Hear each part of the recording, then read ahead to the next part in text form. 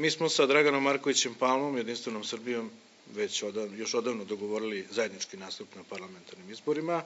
a danas mogu da vam saopštim da smo postigli dogovor i sa partijom ili pokretom, kako god hoćete, Zeleni Srbije,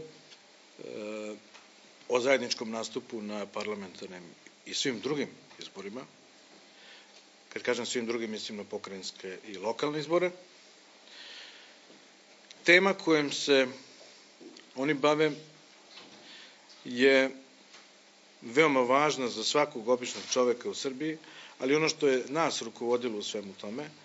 jeste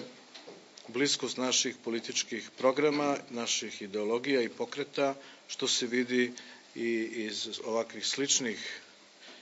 saveza i koalicija i širom Evrope. Znači, mi želimo dugoročnu saradnju sa pokretom Zelenih, zato što je to blisko ideologiji socijaldemokratije i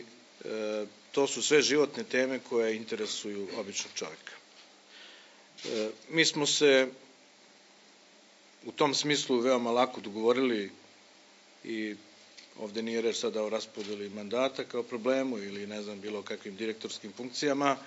ovde je bilo reči oko toga da li se mi slažemo sa politikama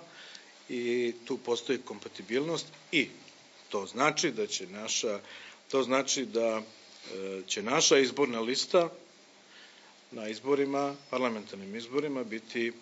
lista Socijalističke partije Srbije, Jedinstvene Srbije i Zelenih Srbije.